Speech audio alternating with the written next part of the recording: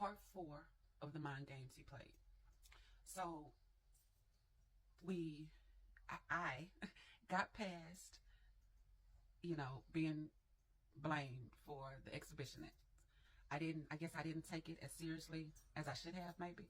I just kind of, like, I was like, he's crazy. Like, he's crazy, instead of really looking at that situation. So I let it go. We continue on. And it's Christmas. Okay. So this is Christmas, and we didn't spend this Christmas together. Actually, the whole 6 years, we never spent a Christmas together. It was Thanksgiving, and it would always be New Year's. Every New Year's we spent together. I found out late, like year 6, towards the end of our relationship, that he claimed that we never spent Christmas together because I never planned it. I never, said, well, we're coming down there and I'm going to cook this and we're going to do this, or I'm cooking here, so you need to come here. He said because I never, I guess, demanded it like that. That's why it wasn't a big deal for him. Okay. So, we didn't spend this Christmas together. I was home I had company or whatever, I cooked and entertained at my house. And his mom and his sister cooked and entertained at his house. So he had a lot of people over. Of course, I didn't know who. We did talk, he made sure to keep in contact with me during this time. We talked on Christmas, he wished me a Merry Christmas, told me what the plans were, and it wasn't like a rushed conversation, or I didn't feel like anything sneaky was going on. So, okay, cool, I'm not going to trip. So I ended up going out there. I went out there 3 days after Christmas. Because keep in mind, like I said, we always spent New Year's together. So when I get out there, I get out there and, we're happy to see each other. He's, hey, baby, all happy to see me. So he goes upstairs. While he goes upstairs, I'm kind of cleaning up because in the kitchen, it was just stuff everywhere, so I'm just kind of straightening up, doing the dishes, picking stuff off the counter. As I'm doing this, there's a Domino's pizza receipt. And the Domino's pizza receipt had the date of December 26th. The amount was like over $40.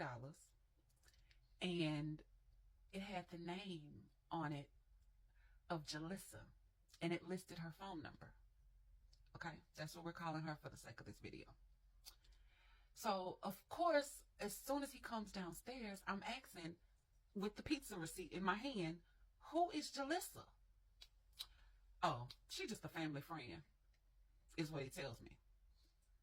I knew something in my heart, that didn't sound right or feel right. The way it just rolled off his tongue, and you've never mentioned her before, like, who is Jalissa? So after, us going back and forth for a while, because I knew he wasn't being honest about the family friend part, he tells me, oh, that's just Juvie. So who is Juvie? Juvie is a chick that he was messing with right after the wife passed. Like the same year the wife passed, he was messing with her. He met her. They were just messing around. She was like 10 years younger than him. So it was nothing, that was just something I was hitting. That was nothing. So he gives me her little history, and tells me why he can't intertwine his family with her family, and, just gives me the whole rundown on how her father was a pedophile and he has daughters, and how can he be with somebody whose father messes with little girls. So no, I'm just hitting her. That ain't nothing serious. And I ain't messed with her since a year before him and I met. Okay. So he claims that she's been out the picture. It was nothing serious. She didn't have anywhere to go this Christmas.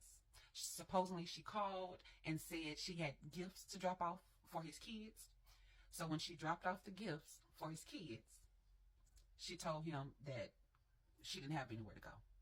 So he let her in, So she's there with the family and the friends that are there. They're entertaining. He claims that Christmas night everybody got drunk and nobody could drive. So she slept in the living room on the floor, supposedly. I swear to God, I didn't mess with her. I swear to God, I didn't sleep with her. Is what he steady telling me. Okay, okay. So I pressed him about that for a long time. He swore up and down that there was nothing going on. He did not mess with her like that day. It just looked messed up. Okay. So I let it go for the sake of that trip. I let it go. We I let it go in that moment. During me being there, I kept getting stirred up. Now, keep in mind, I see the girl's phone number on the pizza receipt. You're steady telling me it's nothing, it's nothing, it's nothing, but in my heart, that's not how I feel. So I ended up calling her. I called her and I asked her what was going on. I saw her name and her phone number on a pizza receipt. What is going on? Because he and I are together. She tells me that no, him and her are together. And she came over because he invited her over. So now me and her are off the phone and me and him are going at it. We're going at it. So I flew there. I didn't drive this time. I flew. And so my flight wasn't until the next day. It was nowhere in the hell we were going to make it in that house together overnight. So he pretends that he's going to come on, get your shit, get in the car, and I'm going to take you to a hotel so that you can have somewhere to stay until your flight. So he drives around. Now he's driving around. We're on the West Bank of New Orleans. He's driving around, cutting these streets, cutting these corners. I don't know where the hell I'm at. I had no clue where the hell he was going. The next thing I know, he cuts a corner. It's next to an abandoned house. He parks the car right there, and he hops out and takes off walking.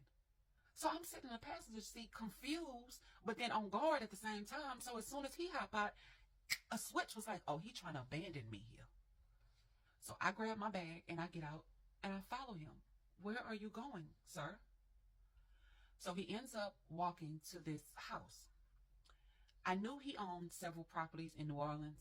I had already seen at that time 3 of them. This was another house that he owned that I hadn't actually seen. He had a tenant in this one, so I hadn't actually been to this one. So he pulls up around the corner, then he walks over to this house that he owns. And so when I see that, this is his property, he stands on the porch. I'm standing in the grass, and now we're screaming at each other. Porch to grass, porch to grass. We're going back and forth. He says, I'm not fucking over you. I told you I'm not fucking over you. It's all in your fucked up imagination. When he said that, something snapped. I don't know what it was, but something snapped. Like, I think it was you playing with me. I think it was that snapped. Because the next thing I knew, I had stole off and just punched him in his jaw from the grass to the porch. All right, y'all stay tuned.